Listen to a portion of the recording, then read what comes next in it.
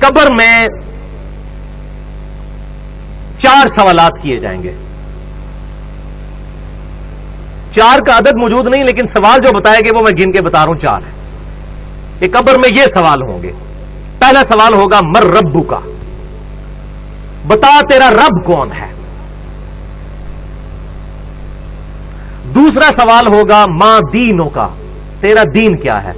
تو کیا خیال ہے کہ بریلوی، دیوبندی، اہل حدیث، شیعہ، یہ جواب دیا جائے گا یا کہا جائے گا دین الاسلام، میرا دین اسلام ہے. تو اگر قبر میں جا کر اسلام دین ہے تو قبر سے باہر بھی اسلام ہی دین ہونا چاہیے. تیسرا سوال ہوگا ما کنت تقول فی حق ھذا الرجل، اس مرد کے بارے میں تو دنیا میں کیا کہا کرتا تھا، کیا عقیدہ تھا. یعنی نبی صلی اللہ علیہ وسلم کے بارے میں سوال ہوگا. ترمذی کے الفاظ ہیں من نبیوں کا، تیرا نبی کون ہے. تو دونوں سوال ٹھیک ہیں.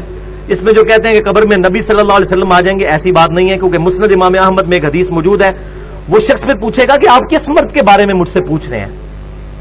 تو فرشتہ کہے گا الذی بعث فیکم، اس شخص کے بارے میں جس کو اللہ نے تم میں نبی بنا کر مبعوث کیا تھا.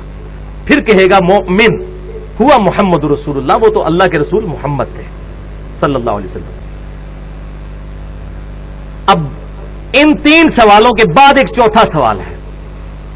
جو مومن ہوگا، بخاری اور مسلم کے الفاظ ہیں کہ وہ تینوں سوالوں کے جواب دے دے گا کہ میرا رب اللہ ہے، میرا دین اسلام ہے، اور محمد صلی اللہ علیہ وسلم میرے پیغمبر ہیں. اس کے بعد جب وہ جواب دے لے گا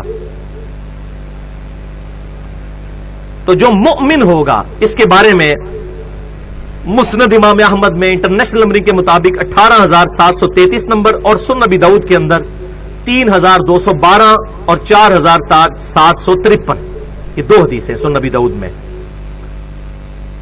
الفاظ آگے چلتے ہیں کہ جب وہ جواب دے لے گا تو فرشتے پھر اس سے سوال پوچھیں گے کہ تجھے کیسے معلوم ہوئے ان سوالات کے جواب. یہ چوتھا سوال ہے جو چھپایا ہوا ہے مولویوں نے، کیونکہ مولویوں کی روٹی بند ہوگی. یہ چوتھا سوال بتا دیں، یہی تو اصل چیز ہے، صراط مستقیم اسی سے تو ملنا ہے. تو چوتھا سوال فرشتہ یہ پوچھیں گے کہ تجھے کیسے معلوم ہوا، تو نے کیسے یہ سوالوں کے جواب دے دیے. تو وہ مؤمن کہے گا میں نے کتاب اللہ پڑھی تھی تو میں نے اس کتاب کی تصدیق کی اور میں ایمان لے کر آیا. میں نے کیا چیز پڑھی تھی؟ کتاب اللہ.